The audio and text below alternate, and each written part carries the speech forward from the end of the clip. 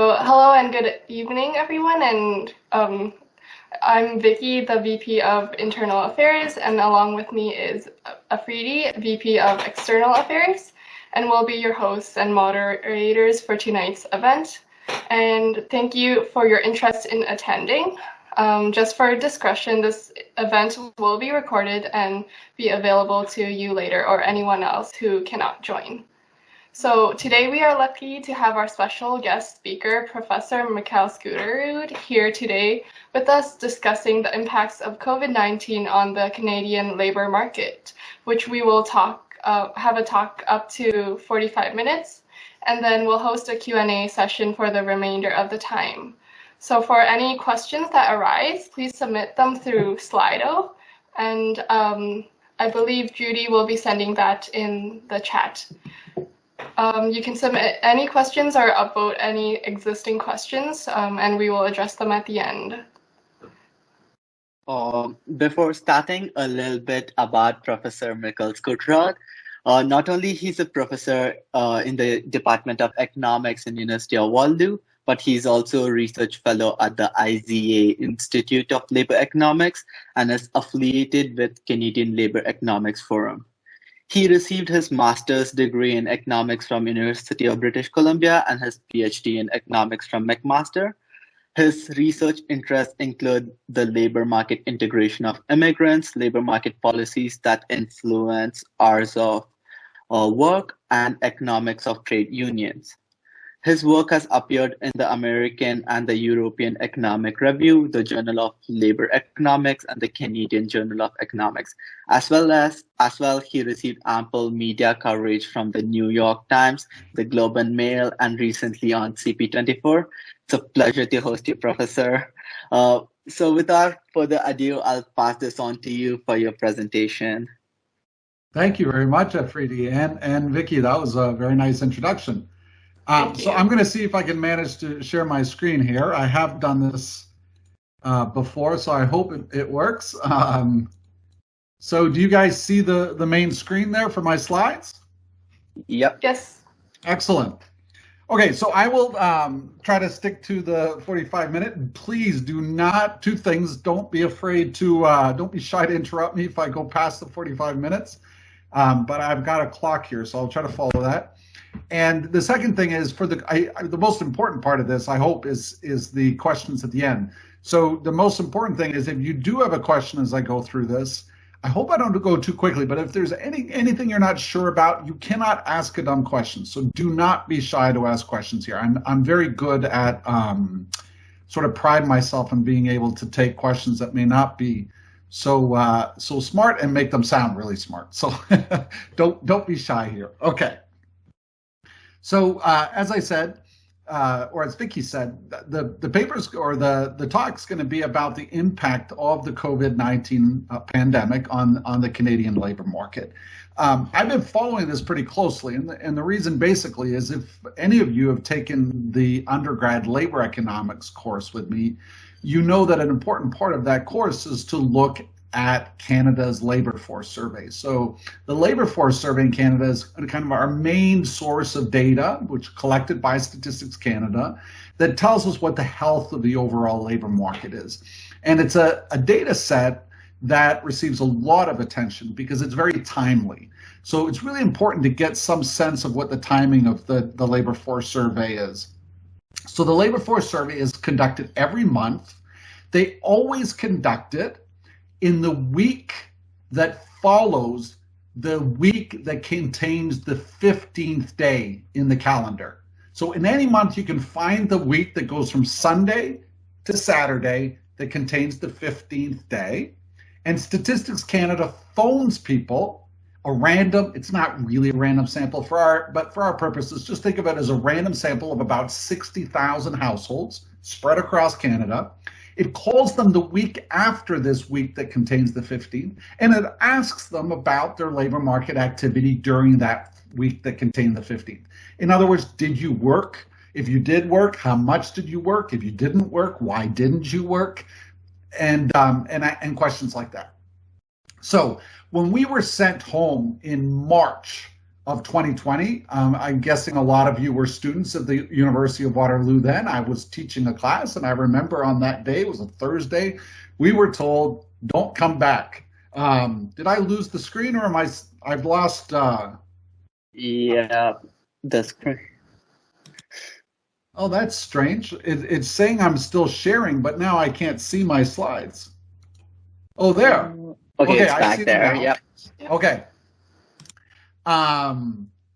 So we were sent home in mid-March, and that was actually the week that contained the 15th, which was a bit fortuitous. And then the survey data is released on the first Friday in the following month. So the first Friday in April at 8:30 a.m., Statistics Canada releases the results from that March survey. Okay, and that happens every month. They do the survey, and every month, the week that contains the 15th, and then the following month, on the first Friday of that month at 8:30 a.m., they release the results. So this is something we kind of follow when I teach Economics 351. And on that particular week, we anticipate and sort of guess what's going to happen to the numbers. Usually the numbers aren't nearly as interesting as they've been during this pandemic. But I anticipated that on the first Friday in April. And I got up early knowing that those data were going to come out. And I crunched a bunch of numbers because they looked very different than anything we'd ever seen before. And I sent out a bunch of charts on Twitter, which got quite a bit of attention, more than I anticipated. And that led to a lot of media calls and so on. So I've been doing that since then. Every first Friday of the month of this pandemic, I've been tweeting out charts, getting up early. Well, early, it's 8:30, is maybe not that early, but getting up and sending out some results. So what I'm going to show you today, basically, is a set of those charts that I've been sending out. So this is not, heavy theoretical economics, although it informs our interpretation of these estimates. But it's basically just, trying to crunch some numbers using the labor force survey data. So the first question when we do this is that we have to ask ourselves is, what are the right measures to be using? With the labor force survey, it's a very rich data set. People are asked a lot of different questions about their labor market activity and other questions about their demographics and where they live. And so you can crunch the numbers in infinitely many different ways. And so the question is only, well, what's the most meaningful here? So the way I'm gonna structure this talk is we're gonna think first, what were the best metrics in the labor force survey to capture the initial impact of the pandemic? So by the initial, I'm thinking about in the March data. So that's when we were sent home, and in the next month too, April. That's where we saw the biggest impacts, and they were enormous, as I'll show you. Then we're going to say, okay, what are the right measures to be using then? What are the right measures now? And they've sort of shifted over time. Those measures I was looking at the beginning are not the same as the ones I've been using in the most current months, now that we're well more than a year into this pandemic. So we'll look at what are the most meaningful measures now to capture the impact of the pandemic. And then we're going to kind of look forward and think about the recovery. So this hasn't happened yet, but I'm sort of anticipating, well, what will be the most meaningful measures going forwards? Certainly this summer, we're expecting, in the months ahead, in fact, the most recent data we have is May 2021, but we're going to be getting in the first Friday in July. I don't know what date that is. You could look on your calendar. I hope it's not July 1st. No, it wouldn't be, because that's a holiday, so it's going to be the week after. But on July 1st, we'll get the next month of data, which will be June, right? The data for June 2021. And there I expect to see some pretty big gains. When we get to July, we're going to see even bigger gains. And so we're asking here, what are the right measures to be looking at those gains and getting back to normal, okay? And hopefully getting back to a full recovery. Okay, so really important. If you've done 351 with me, undergrad labor economics, you've seen all this stuff before, but really important to have an idea of what these measures are and what it is that the labor force survey is really trying to accomplish. So basically what it's trying to do is take the Canadian population and categorize them in a certain way, put them into bins, into certain groups, okay, based on their responses to a questionnaire that's repeated every month. So this is the best way to think about it. The Canadian population currently is, our best guess, about 38.1 million. I say our best guess, that's going to be very accurate. All right. So right now, the Canadian population is about 38.1 million. For those of you who are international students, I bet there are some of you here. You will be included in that population. This is both permanent residents of Canada and non-permanent residents of Canada. The total's 38.1 million. Okay. But that's not the group that the labor force survey samples, because the point of the labor force survey is to find out to what extent people are engaged in the labor market. And for many of these people in this population, they don't really have a choice about whether or not they're going to be engaged in the labor market. For example, a 2-year-old baby isn't choosing whether or not to work, but a 2-year-old baby will be one of these 38 million people. So the labor force only samples and asks people that gives the survey to people that are age 15 and above, because everywhere in Canada, if you're under the age of 15, it's illegal to work. Those are called child labor laws, right? So we don't ask people under the age of 15 these questions. We also don't ask people that are in the armed forces these questions, soldiers. Why don't we ask soldiers these questions? I've never been a soldier, so I'm not quite sure exactly what the rules are, but I know that it's quitting a job is a little different when you're a soldier. You can't just say, okay, I quit, I'm not coming back tomorrow. A little bit different when you're a soldier. You need some kind of leave. So your choice of whether or not you're working is a little bit different, so we don't include those people in the survey. People that are living in institutions are also excluded. So these are people who live in, or not live in, but are in jails and prisons, in mental health institutions. These people are not sampled in the survey. And then also, and this one's a little more curious, and we can come back to it in the questions if you want to talk about it more, but people, for historical reasons, people on First Nations reservations, Indigenous populations living on reservations, are not sampled by the labor force survey. That's a bit controversial, actually, but we can come back to that. So the biggest exclusion are these children under the age of 15. Once you restrict the full population to the group of interest, you end up with about 31.2 million people. So what this survey does is try to take a random sample, roughly, of these 31 million people and categorize them into essentially 3 groups. What are the 3 groups? Well, the first thing is it's going to distinguish between what we call labor force participants and people that are not labor force participants, people in the labor force and people not in the labor force. Who are the people in the labor force? There are 2 groups. There are people that we're going to call employed, right? We'll use the letter E. People that are employed are people who said that in that reference week that contained the 15th day, that they worked for at least 1 hour for pay. They were active in the labor market. They may have been self-employed or they may have had an employer, but they worked for at least 1 hour, okay?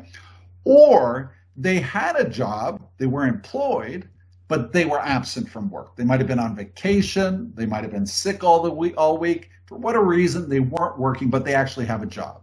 So those are the employed folks.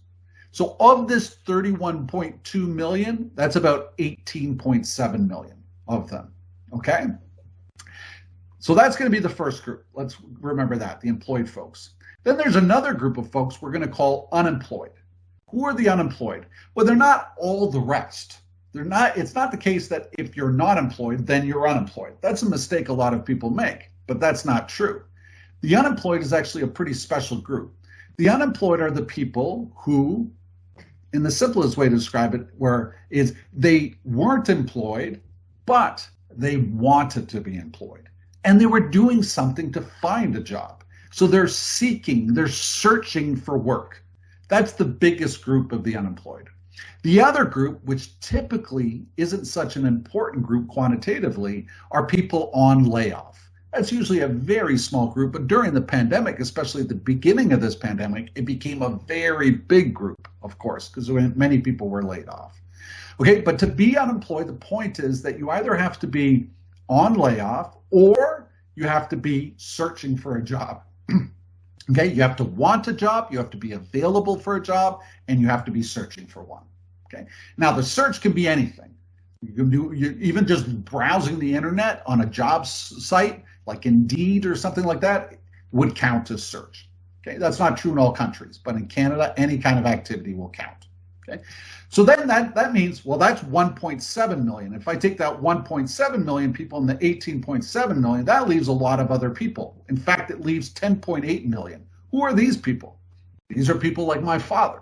My father is 80 years old now, and he's retired, and he's not employed. For sure, he's not employed, and he doesn't want to be employed. So a big group of these people that are not in the labor force are retired people, but there's other people too. There's people that are at home taking care of children and they are not working. There are what we call discouraged workers. What are discouraged workers? People that are jobless, but they're not looking for a job. They might say they want a job, but they're not looking for one because they believe they won't get one. It's just too hard to get one, okay? So those are discouraged workers, and they're not going to be counted as unemployed. Okay, so the really important thing is unemployed people are people that are they're active in the labor market in the sense not that they're working, but they're doing something to find a job at least. Okay, so let's continue then. So when the pandemic hit in the middle of March and we looked at those data, we sort of anticipated in advance that the unemployment rate was not going to be a useful measure. The unemployment rate is basically the unemployment rate are the unemployed divided by the labor force. That's a mistake a lot of people make. They think it's the unemployment rate divided by the whole population. It's 31 million people, but it's not. It's only the unemployed as a share of the total labor force. And so the problem is with the unemployment rate, which is the statistic that usually gets most of the attention. When you hear the jobs report on that first Friday morning of the month, you pick up the newspaper, you turn on the radio, you watch the news that night. That is usually the statistics people are paying attention to. What happened to Canada's unemployment rate, right? But in this particular case, and I would say very often, it might be the most meaningless statistic. So why was it meaningless? Well, think about what happened in March and even into April. A lot of people, especially if you had somewhat of a casual job working as, a dishwasher in a restaurant or cleaning rooms in a hotel, people were basically just told, you can't come to work, you need to go home. So people are sitting at home and they're not really sure what's going on with their job. They've been furloughed. That's usually the expression we use. They're not sure really whether they're on a formal layoff. All their employers has said is, I'll call you, okay? So when Statistics Canada calls those people and says, did you work last week? They say no. And then Statistics Canada says, well, did you have a job? And they say, I don't really know. I've been furloughed. I don't actually know if I have a job anymore. Maybe they'll call me back, maybe they won't. But that response is really hard for Statistics Canada because then it becomes very ambiguous whether you're unemployed or whether you're out of the labor force. Because to be unemployed, you have to be on a proper layoff, knowing you're going to come back. But if you're really not sure what your situation is, in fact, you're not even quite sure if you're employed or unemployed. If you're formally on layoff, you're still employed. You're unemployed. But if you really still are just absent from work, then you're employed. So it's just very ambiguous. And so we argued at the beginning that that's just not the right way to measure the impact of the pandemic. Okay, the other problem is, of course, that when you compare across countries, as I mentioned before, is that the definitions of unemployment differ, right? Definitions of employment don't differ, but definitions of this distinction between being unemployed and being out of the labor force is different across country. And then, as I'll mention later, when we think about a recovery, then what you can expect is unemployment rates are actually going to go up, not down, which is counterintuitive. And so for that reason as well, the unemployment rates maybe not the best measure. So what we argued is that we should be paying most attention to aggregate hours of work. So the labor force survey also asks employed people, how many hours did you actually work last week in that week that contains the 15th? And so what we can do is just add up all of those hours across all the Canadian population, okay? Now, I know you're saying to yourself, well, they only sample 60,000 households. That's not the whole population. The idea is it's a random sample, and so they know what the population is, so we can blow those numbers up to make it representative of the population, So that's mostly what we did in this very early paper that was published. And you can find that paper if you're interested in this. But that's what we focused on, is what's been happening to aggregate hours of work. So if you guys follow politics, you will know that there's a very loud, active, conservative member of parliament in Ottawa called Pierre Poilievre. And he likes to really get on, being kind of a thorn in the side of the Liberal Party and the Prime Minister and the Finance Minister. And he's definitely served that role during this pandemic. One of the things that he was doing some months ago is that he was criticizing the government, both on Twitter, but also in the House of Commons, holding up pictures like this one, saying that the Canadian government is failing the Canadian economy because our unemployment rate is far higher than all other countries, at least in the OECD. Okay, so he was pointing to unemployment rates about 9.4%, which is much higher than what he was claiming and then everywhere else. What I think Pierre Poilievre genuinely, I had some interaction with people in the Conservative Party, genuinely, I don't think knew that these unemployment rates are not comparable. They're not measuring the same thing. So even if you take the US rate to the Canadian rate, one big difference is that to be counted as unemployed in Canada, any job search is sufficient. But in the US, you have to be actively searching for a job. That means that the activity in and of itself can lead to a job offer. So just looking at job ads on Indeed on the internet is not going to be active job search. That's passive search. And so somebody who's doing that will get counted as unemployed in Canada, but not in the US. And so that's going to make the Canadian unemployment rate higher. Okay? Another reason is if you say I'm not available to work because of personal and family responsibilities, but I would like to work, then you're going to get counted as unemployed in Canada, but not in the United States. Okay, so that's for those two reasons, unemployment rates tend to be higher in Canada. And that's always true, whether we're in the pandemic or not. So comparing those unemployment rates is problematic.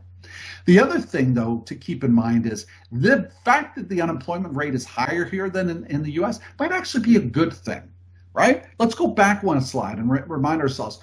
In this picture here, think about what happens. Right now, we have a lot of people that are not in the labor force. They've kind of said to themselves, there's a virus out there. I don't really want to participate. I don't want to look for a job right now. I'm just going to sit this out for a little while until vaccines, make the economy more secure and I feel more secure. Maybe I'm immune compromised and I just don't feel safe being in a workplace. So somebody like that's going to be not in the labor force. But as the economy improves, some of those folks are going to enter the labor force by beginning to search for a job. What happens when people transition from being not in the labor force to being unemployed?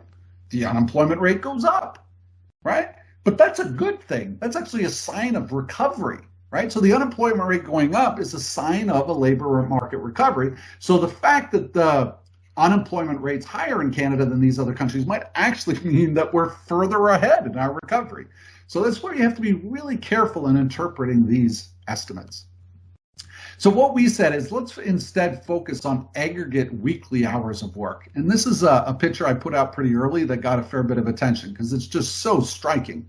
So this is a time series. There's been some seasonal adjustments to this, but nothing else. It's just sort of the raw data.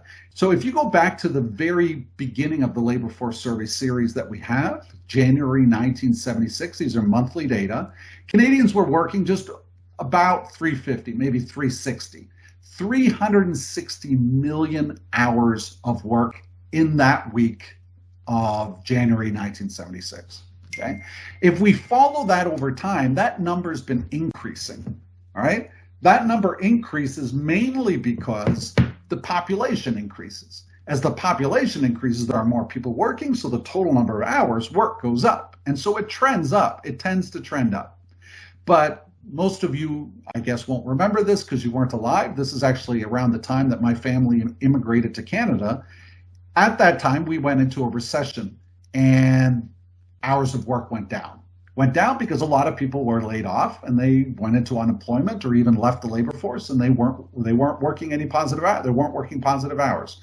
So hours went down.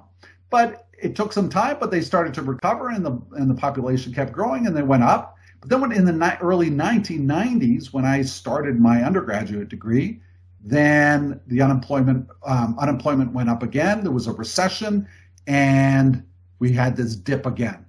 But eventually we recovered from that recession, and the population started to grow. And for a long time, we had this kind of consistent growth in aggregate hours of work until we got to the 2008 financial crisis, which many of you, I guess, will remember.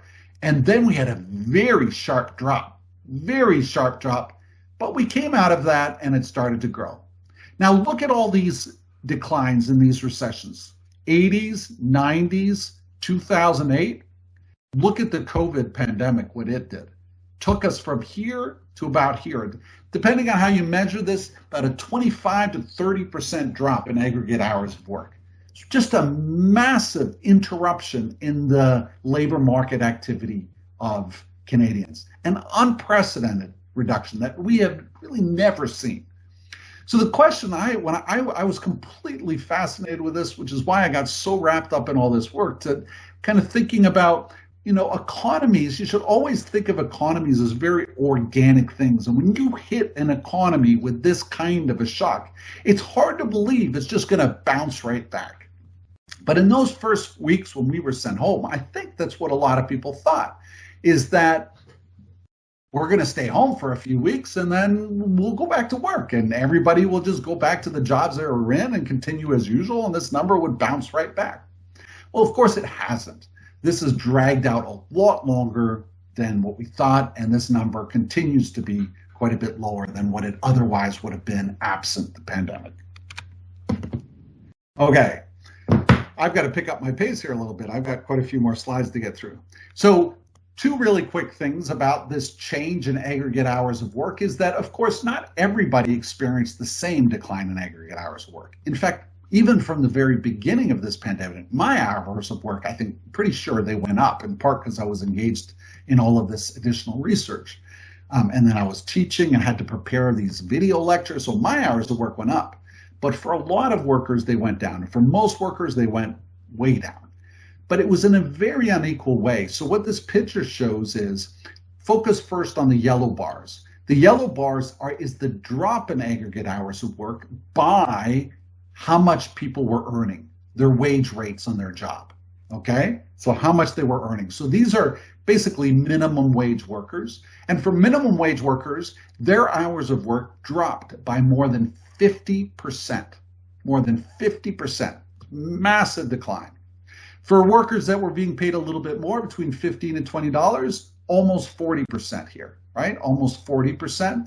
For workers between $20 and $25, a little bit more than 30%, but you can see a very clear pattern here, right? As you get to higher income people, most professors will be in this group up here. Their hours of work didn't go down much at all, but as you get into lower wages, the hours of work drops were bigger and bigger. So it was the impact of the pandemic really hit low wage workers in a very unequal way. And that's not true always in recessions. We looked at the average drop in the 2008 financial crisis. Those are these blue bars. And you can see in the 2008 financial crisis, it wasn't so clearly concentrated at the bottom end of the labor market among unskilled, younger workers with lower wages. It was more equally. In fact, some of the biggest increase was up here among relatively highly paid workers. Okay, the other, so that's a really important factor to keep in mind, is that the impact has been very unequal. Okay, so that was the initial impact in the first couple months, but we've gone on, a year after that, and we've been following this pandemic since. What are the two most important metrics to measure the ongoing impact? So one measure I've been focusing on is what's called long-term joblessness. Long-term joblessness is when people become jobless, whether they're unemployed or sort of marginally attached. They may be discouraged. They want to work, but they don't have a job.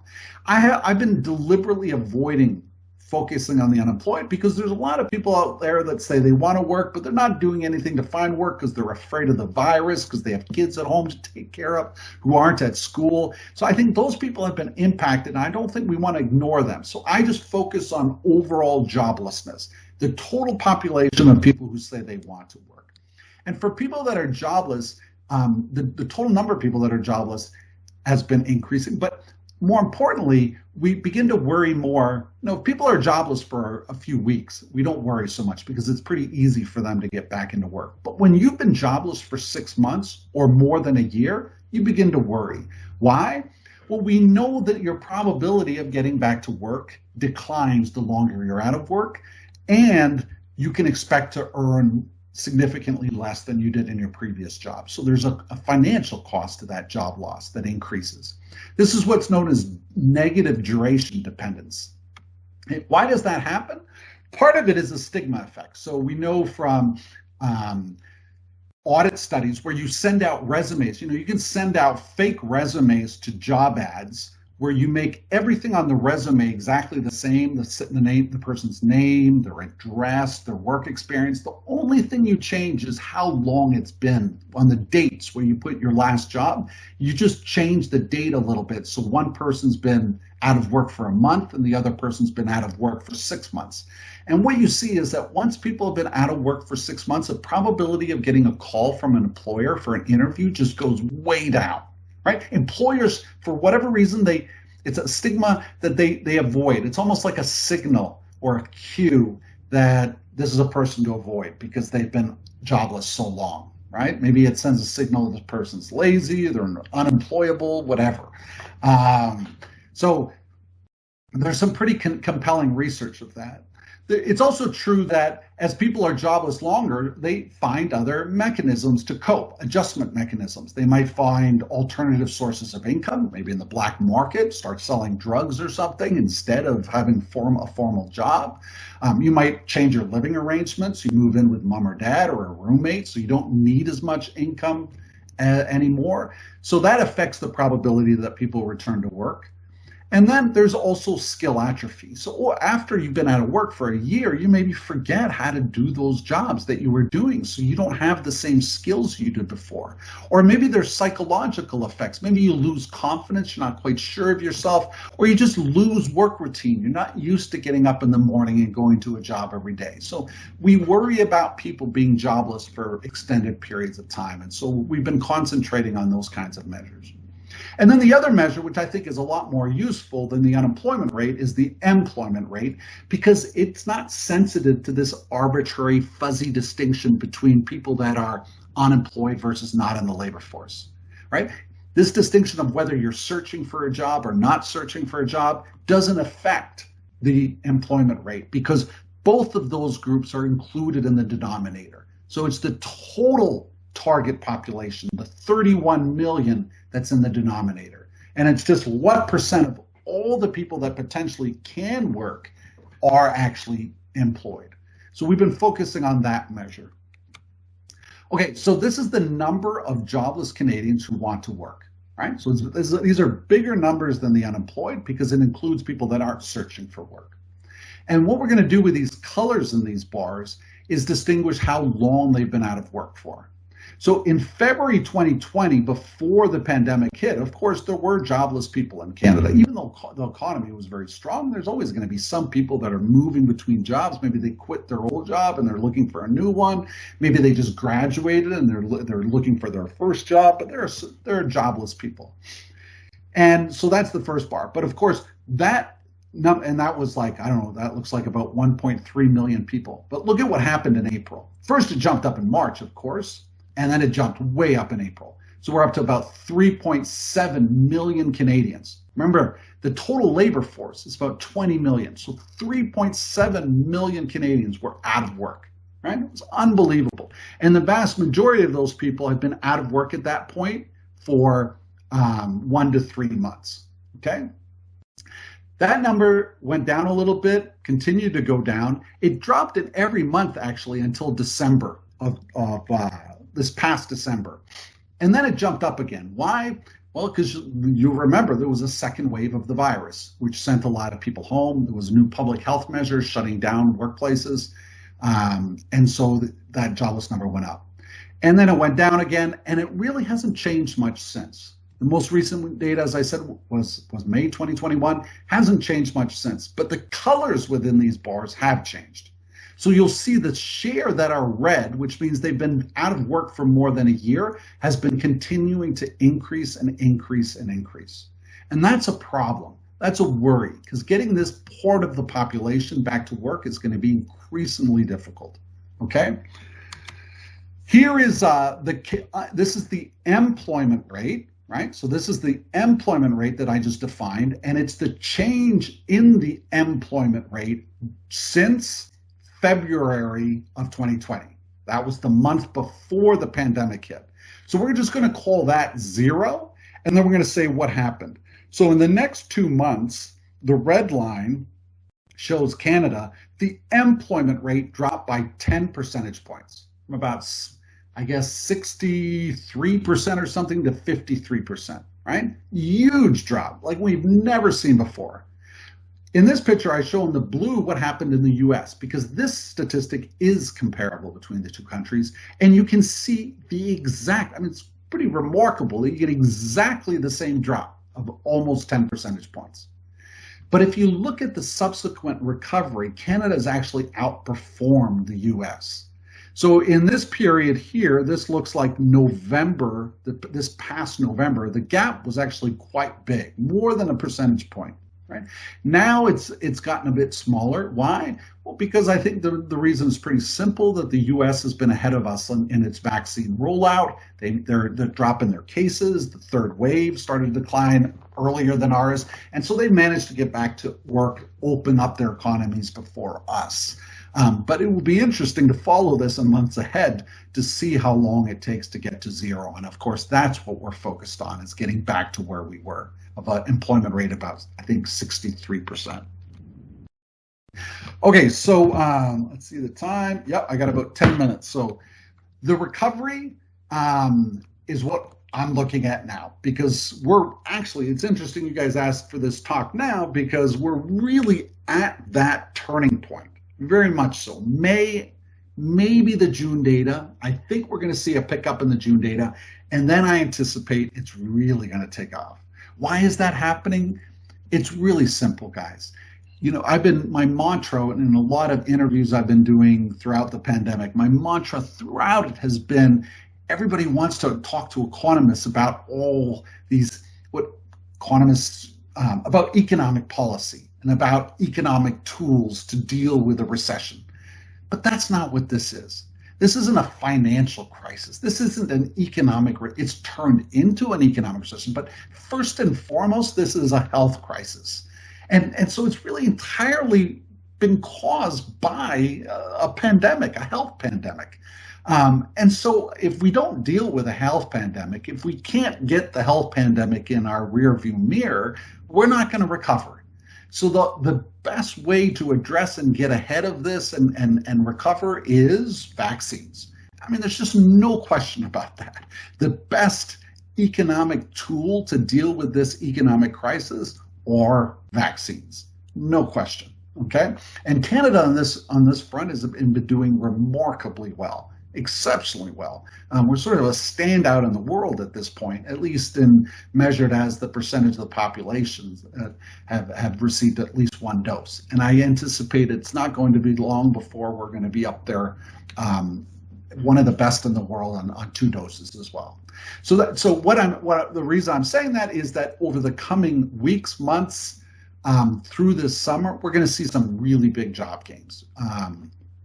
So how are we going to measure that? The first thing we want to do is measure labor market tightness. How tight are labor markets? What's a tight labor market? A labor market, we say, is tight when there's a lot of jobs available relative to the number of workers looking for jobs. The opposite of that, of course, is a labor market that's slack. So we've had a slack labor market for many months. That's when there are lots of workers looking for jobs relative to the number of jobs that are available. That is, the supply exceeds the demand, right? A labor market that's tight has lots of demand and relative to the supply. So we want to measure that. We've got to somehow be able to create metrics of demand and supply.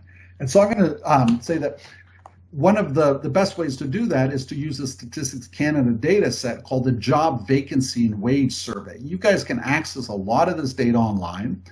this data was actually discontinued in March of 2020. We were all sent home from work, but so were all the employees at Statistics Canada. And so there was a real crunch to say, okay, what statistics can we continue to produce at Statistics Canada with all our employees being at home? And which ones are we just going to have to say, okay, let's put these on hold and focus on these really critical surveys? So the labor force survey was one that it prioritized, and they continued every month throughout the pandemic. Unfortunately, this job vacancy and wage survey was one they put aside. And so they suspended it. They stopped collecting the data, which is a terrible shame. It actually took me a month or two to come to the realization that they had done that. And very quickly, I became sort of a vocal critic of that decision. And fortunately, they changed that decision. And as of October 2020, not only have they reintroduced the job vacancy data, but I was asked to be part of an advisory group at Statistics Canada. They've improved it. So that used to be a quarterly survey. Now it's done on a monthly basis. So every month we get job vacancy data. So it's going to be really important going forwards to measure labor market tightness. Okay, so I'm going to show you some of that data, and then I'll show you job search activity, which is more kind of the supply side of the labor market. So this is I think a really cool way to think about labor market tightness. So labor market tightness, I'm going to say, is the number of job vacancies in Canada per job seeker. What does that mean? Well, we just literally take the job vacancy data and we say, how many job vacancies are there? Those are jobs that companies, the job vacancy data is a survey of companies. They call up companies, their human resources departments, and say, how many job openings do you have? How many jobs do you have that you're trying to fill? You're trying to hire somebody for. And they add up all of those job vacancies. Okay, so imagine I have that total number of however many thousands of job vacancies in Canada. And then I divide that by the number of people looking for jobs. So that's not just all jobless, that's the unemployed that we talked about before, and excluding the people on layoff, the actual job seekers. So it's the number of jobs available divided by the number of people looking for jobs. So that tells me how many job vacancies there are per job seeker.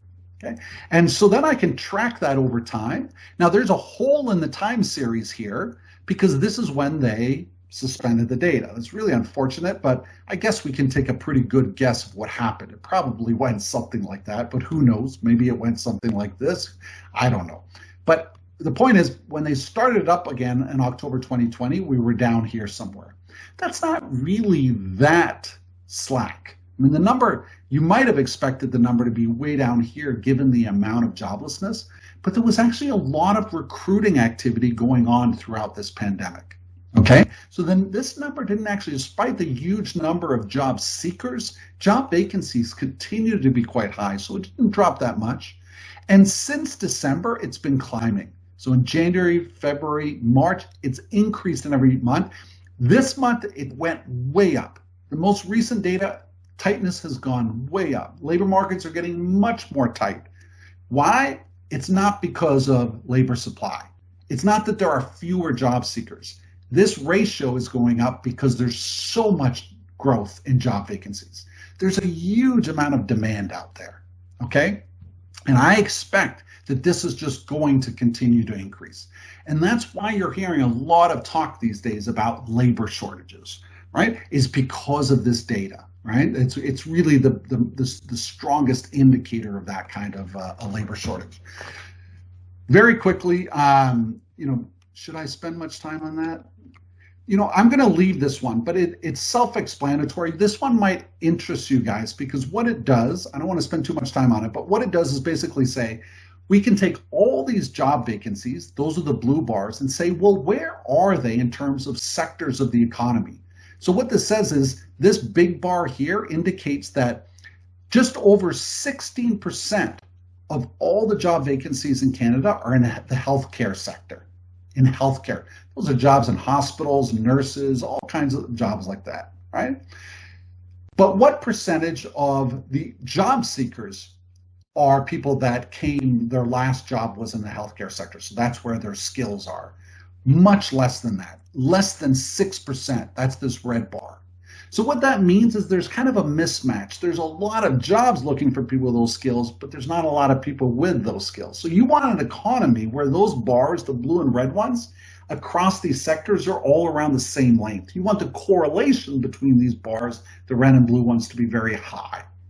And what we're seeing increasingly is that that number was very low in February, but it's been increasing. So there's less and less job mismatch. And the reason that's happening is because a lot of those workers who were displaced, who are jobless from places like restaurants, tourism,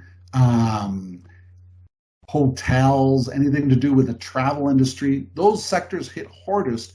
Those jobs are coming back now, and it's creating less mismatch. Okay. Here's the amount of job search activity. I can explain this one pretty clearly. This is the percent of the jobless who are doing something to search for a job. Before the pandemic, that tended to be around 70%. It jumps around from month to month. Not much difference between these age groups. It dropped with the pandemic because nobody was searching for a job when places were shut down, but it's rebounded. Right now, it's a little bit lower than what it is. Usually it's a little bit above 70%. Now it's a little bit below 70%. So as part of this recovery, what we want to see is those numbers definitely take off. And it should be higher than the pre-pandemic number because there's a lot of churn going on now. People moving in and out of jobs, mostly into jobs. And so that number needs to increase. Okay. So the point you should be getting is that the challenge in getting the employment rate up to, you remember this picture here? We want to get this employment rate back to zero. And the question is, what's keeping it from getting up there? And I think what we've seen in these charts is the problem is not labor demand. There's lots of jobs available out there. The challenge seems to be on the labor supply side. Okay? I'm going to skip that one as well, and I think that will bring me up to the end. Yeah. So I'm just going to summarize here with these bullets. So the key indicator to watch, I would say, in the months ahead is the employment rate. We want that to get back to what it was. Before the pandemic, it was about 63.8%, I think. In May of 2019, it was 62, jumped down to 53, most recent month, 59.4. We need about 813,000 jobs to be created as of May to get it back to zero, okay? What are the obstacles keeping that from happening? Not demand. We're saying it's not demand. It looks mainly like it's labor supply. For some reason, workers are not entering into those job vacancies. And it doesn't look like it's a lot of mismatch. So mostly what we're saying is it could be ongoing virus fears. People are afraid of getting sick, so they're reluctant to go back to work. It could be they have kids at home that they have to take care of and schools are closed. There's some evidence of that. It could be that the government benefits that they're receiving are generous. So if you're a low-wage worker and you're receiving EI benefits right now, you could be making more money on EI benefits than you could working 35 hours a week in a low-wage job, in a minimum wage job. So that makes a decision to go to work, especially if you could get a virus and have to wear a mask all day. Just a lot easier to stay home in the summertime getting money from the government, right? So that's a classic kind of moral hazard problem with these kinds of government benefits. And of course, it could be these kind of long-term joblessness effects that people have lost confidence, they've gotten out of their work routine, and so we need policies to address those issues. So how are we going to address them? As I said, the priority is the vaccination program. We've got to secure the economy. We've got to secure workplaces. And the way to do that is to make people feel confident. You want people to be able to go to work and feel sure that they're not going to get sick. That's number one priority. But beyond that, what we need are what labor economists call active labor market policies or programs. And so there's two in particular that we're thinking about. First, our Work First programs, where we just emphasize trying to get people back to work.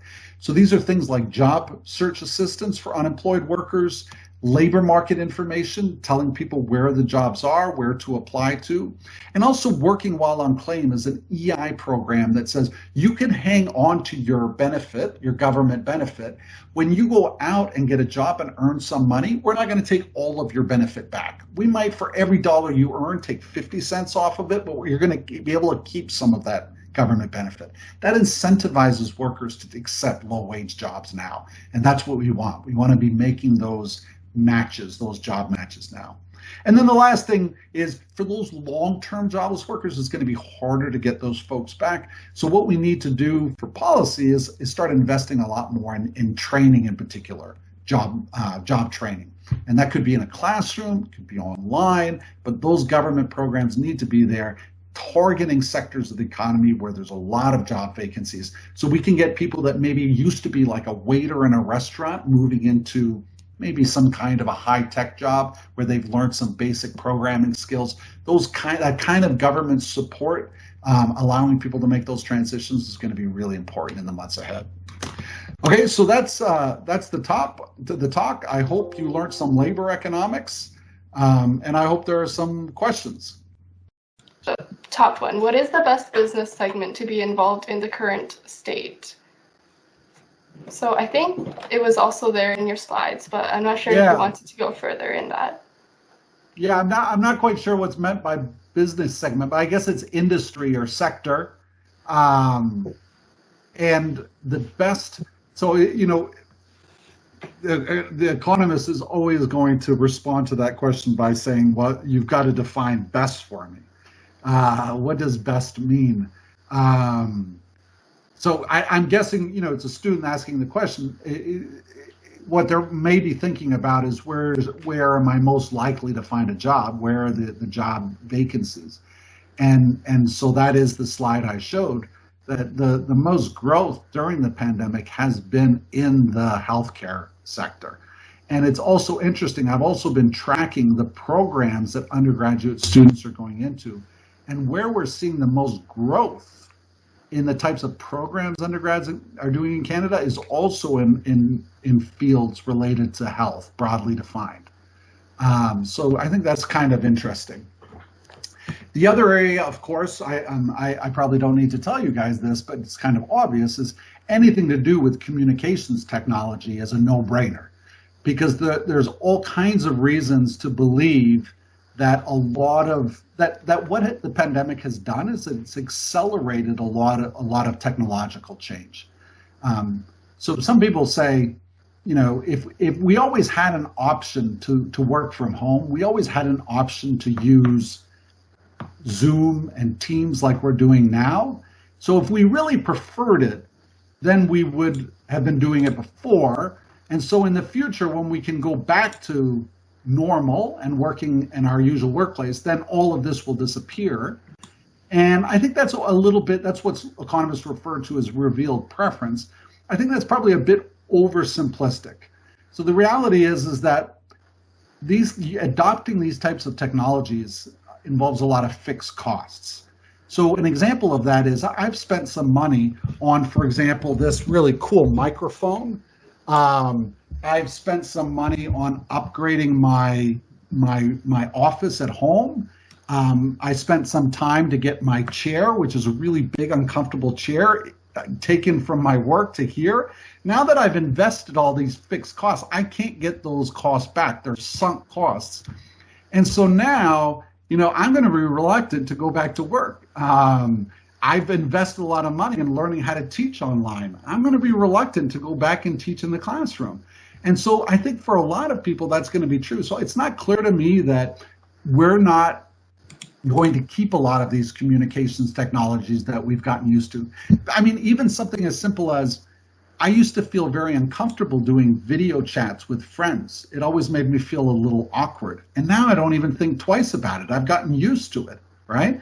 So I can't even imagine like traveling. I used to travel to others, you know, go to Ottawa to go and do work with people. I would never do that anymore. I'll just get on Zoom. Why would I get on an airplane if I don't need to?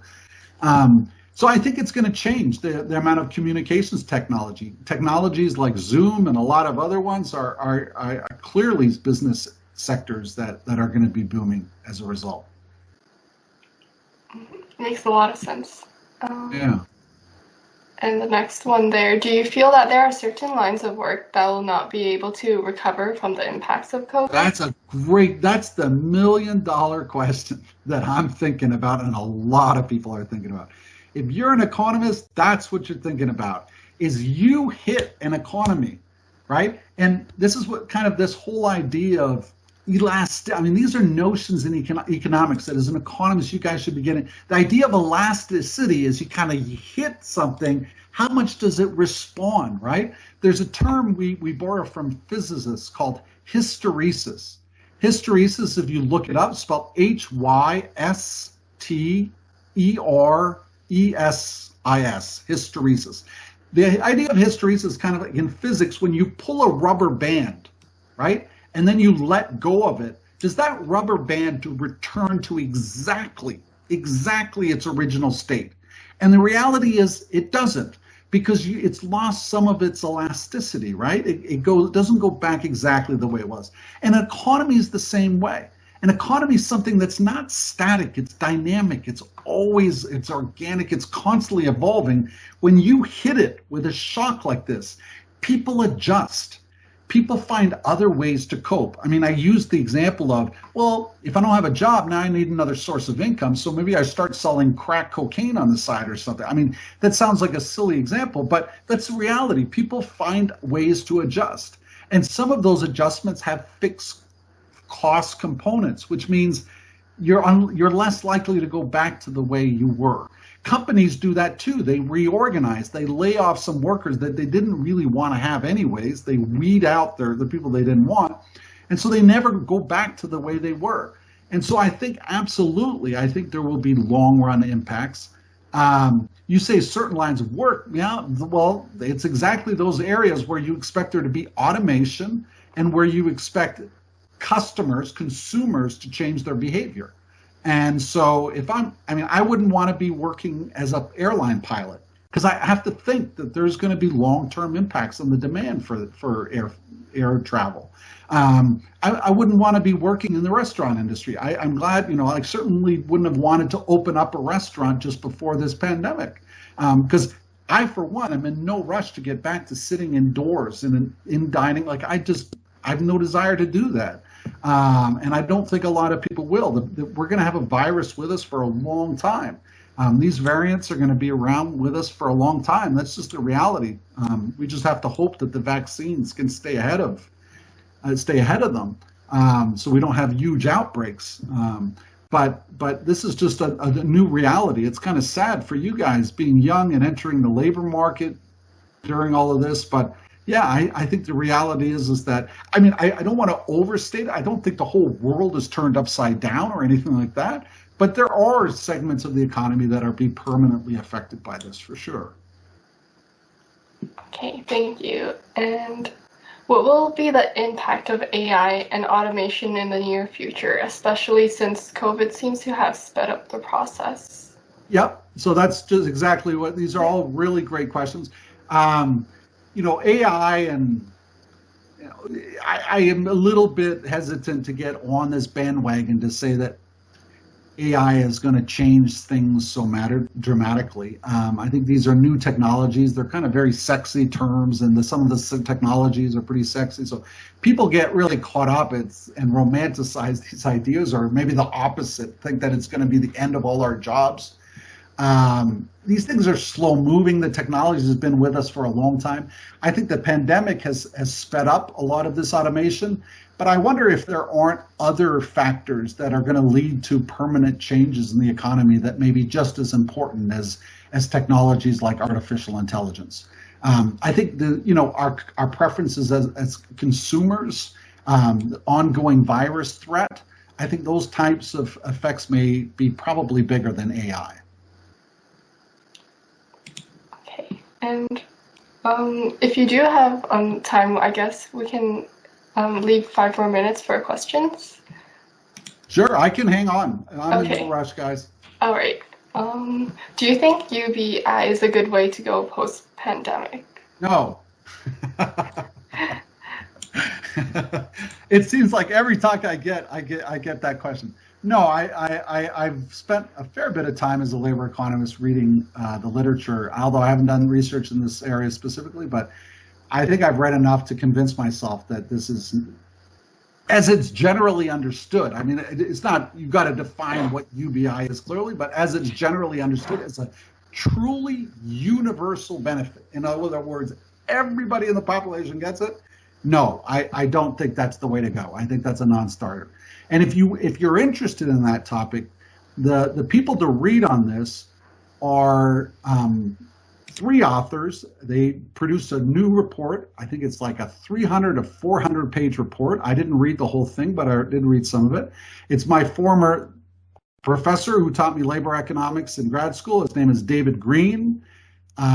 Lindsay Tedds, who's at the University of Calgary, and John Kesselman, who's at Simon Fraser. He actually taught me public finance. So I just realized that 2 of these people, I was their students. But they've written a report for the British Columbia government on the universal basic income. And I think that's the most compelling case I've ever seen that this is not the way to go. And the crux of the argument, the most compelling part of the argument for me is that it just doesn't target need very well. And so there are going to be losers. If we shift towards a UBI, people with disabilities in particular are going to be big losers in this transition. So it just does not target need properly. And I think that's the biggest issue with it. And it's just unbelievably expensive. So no, I don't think that's the way to go. Okay. What advice do you have for newly graduated students entering the workforce? Great question. So I can tell you my own experience. I tend to do that because I hate, one of the reasons, maybe I shouldn't be telling you guys this, but and especially because it's being videotaped, one of the reasons I became an academic is certainly that I had a lot of crappy jobs before I got this one. As a student, I remember my first job was literally all summer shoveling manure into bags, and I had a lot of those jobs. And I grew to not like being told what to do all the time. So that's one of the appeals of being an academic, is you don't have somebody looking down your neck all the time telling you what to do. And so when I graduated from my undergrad, it was 1996, and unemployment was pretty high in Canada. I remember looking for a job, and even a summer job, I just couldn't find one. And so I kind of hid in university. I said, well, I don't want to, I hate the idea of getting a job and being told what to do, so I'm just going to stay in school. And I kept doing that till I finished my PhD, and then I was kind of forced to not do that anymore. So, you know, what advice do I have? For undergrad students nowadays, you know, doing a graduate degree, a master's degree, is an excellent option, especially in economics, because mostly they're mostly a year in duration. So to spend another year in school to get a master's degree is just a really good option. So I would say that's my best advice, is to think about, and you know, a master's degree in economics is only one option. There are many different kinds of postgraduate studies, even in colleges. It doesn't have to be in a university. You can go to colleges, and there's certain kinds of programs in colleges, human resources and finance, and so you can look at those types of options as well. But this is probably a good time to do that if you're graduating, say this year or next year. Okay, I'll have you pick the last, we'll say 1 or 2 questions here. You would like me to pick? Yeah. Mm-hmm. Oh, okay. So let me read very quickly here. So how does labor supply demand change with regards to the level of education? But maybe I can answer them, but try to do it more quickly. So I don't like to not answer people's questions. How does labor supply demand change with regards to the level of education experience? So high school level new grads. So most of the joblessness now, I didn't show you that. I did show you some, that it's overwhelmingly younger workers and low wage workers. So, I mean, that's where the joblessness exists, but that's also where we're seeing a lot of job growth. And so the real challenge is the labor supply of these people that don't have strong labor market attachment. And so that's very much related to lower levels of education. Okay, so people with university degrees, and especially people that are able to work from home, which is about 40% of the population, those are people like me. We have not suffered through this at all in terms of our work, right? So it's very much at the lower end of the skill distribution and the wage distribution. Second question, what advice do you have for newly graduated students entering? Oh, I think I answered that one. How is America's inflation worry going to affect Canada's economy? I think there's an inflation worry in Canada as well. And certainly, inflation in the U.S., we're not a closed economy. This is very much an open economy that it's going to be impossible. If there are serious inflationary pressures in the U.S., that's going to impact Canada for sure. So do I think there are serious pressures there, reasons to worry? I think there are serious concerns to worry about inflation, although I think also that the Bank of Canada will stamp it out. I don't think we will see inflation because as soon as it reaches, inflation gets to above 2 or 3%, I would say, the Bank of Canada is going to tighten up. Interest rates will go up, and they have the capacity to do that for sure, to tame any inflation. Now, that will come at a cost. That will definitely come at a cost, which means there is an open question about, I talked a lot about some big jobs recovery this summer. I think that will happen, but there's also a risk that inflation pressures take off. The central banks are forced to dampen the economy, and that can lead to future unemployment and maybe something that looks more like a traditional recession. So I think there are reasons for concern. I wouldn't, exaggerate those, but there are reasons. And then, is that another question at the bottom there? Wow, there's a lot of. Yeah, there's been new questions at the top now. Okay, do you think crypto? I'm going to skip that one. It's not my expertise. So I'm just there's somebody in the department asked that. That's Jean-Paul Lamb. He knows a ton about that. So. How's government funding impacted the number of discouraged workers? I don't know if it impacts so much the discouraged workers. I think what it does impact is the number of people that are just not searching, not because they don't believe there isn't a job, but because they just aren't incentivized to find a job because they can get just as much money on government benefits. That's not a criticism. That's not to say that the government benefits shouldn't be there, but it's a cost. How much is that happening? It's undoubtedly happening. I think at this point it may not be as big as some people in the more sort of right-wing media would like you to believe it's happening. I don't think it's a critical issue, and we're going to see those the extended enhanced benefits are starting to be reduced in July, at least in the Canadian recovery benefit. They're being reduced, so I don't see that as being a major issue going forwards. Then it says, I noticed when applying for co-op jobs, some of them are government funded. Does this correlate to the government trying to equalize labor segments? That one I'm not sure about. Notice when applying for co-op jobs. Yeah, I'm not, honestly, I wish I had an answer for that, but I don't want to speculate. So I don't know the answer to that one. When they're government funded, I don't know exactly what that means. What are your thoughts on the current recovery opening plans? How long do you think it will take for the labor market? Right, so that's exactly what we were talking about. Getting back to pre-COVID is getting that employment rate up to about 63.8%. How long will that take?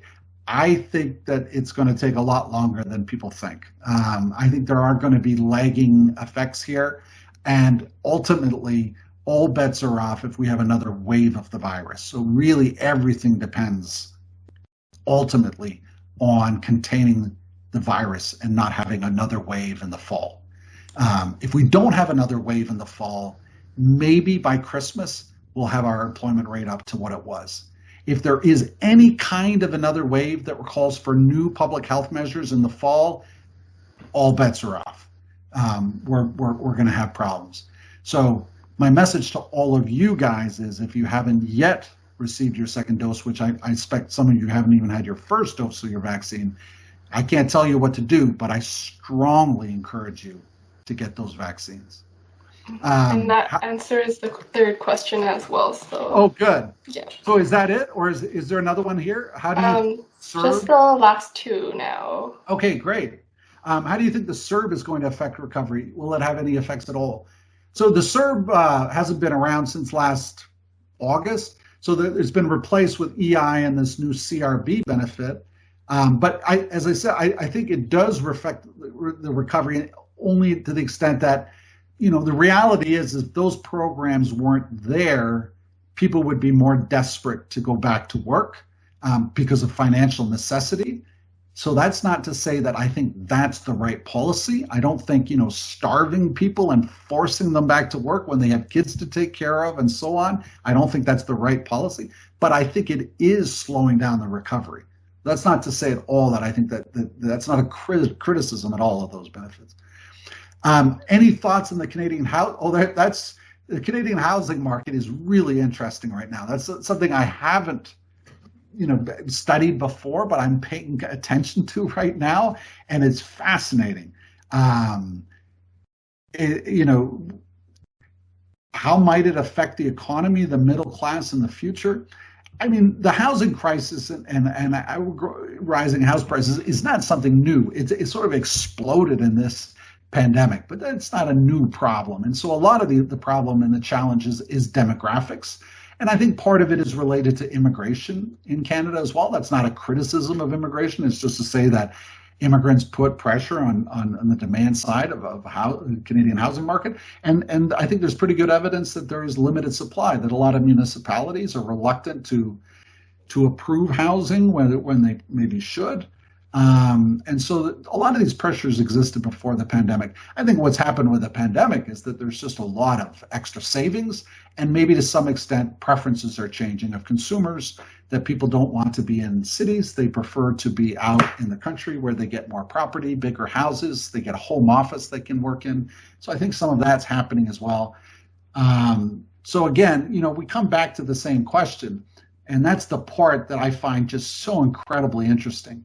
And I think this is a good way to stop, is this idea that I think is a great lesson for you guys as upcoming economists, is that you hit an economy with a shock like this, and it's going to affect all kinds of things in the economy. I mean, people talk about it like a natural experiment. It really isn't. In an experiment, you try to hold everything constant except for one thing, and you just change the one thing, holding everything else constant. Here, everything has been impacted at once. So it's really not an experiment. And there's just so many moving parts.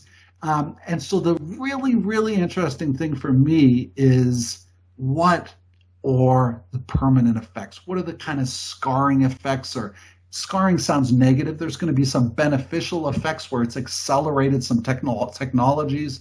But what are those effects? The way always to think about this as an economist is, if you think about, let's say, look ahead to January 2023.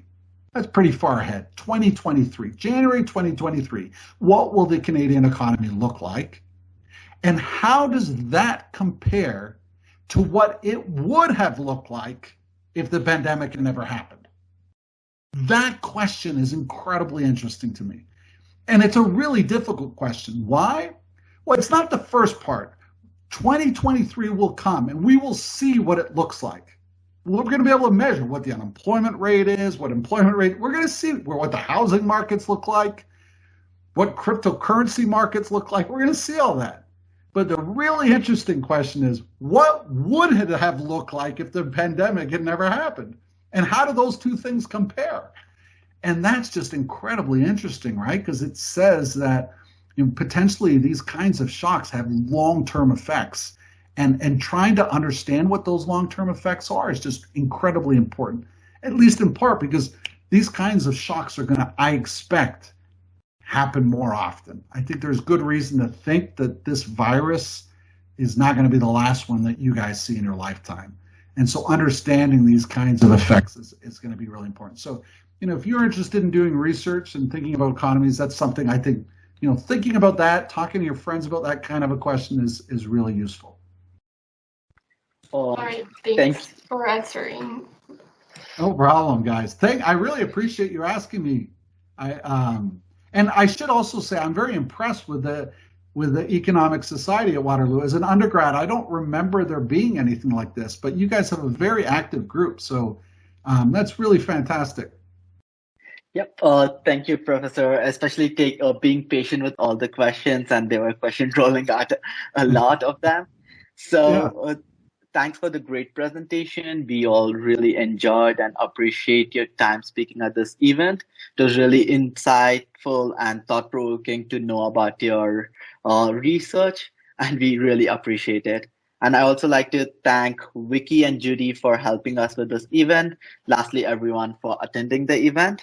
You can also follow Professor Skuterud on his Twitter and LinkedIn. He's really active in Twitter, and there's a lot of his research you can follow there. And you can also follow Economic Society on Facebook and Instagram.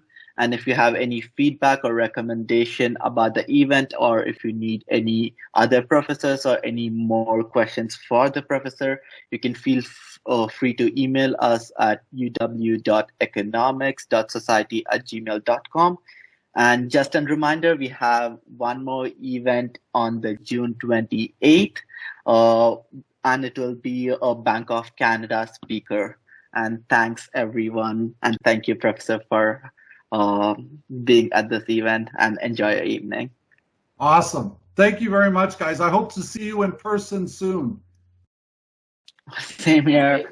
Okay.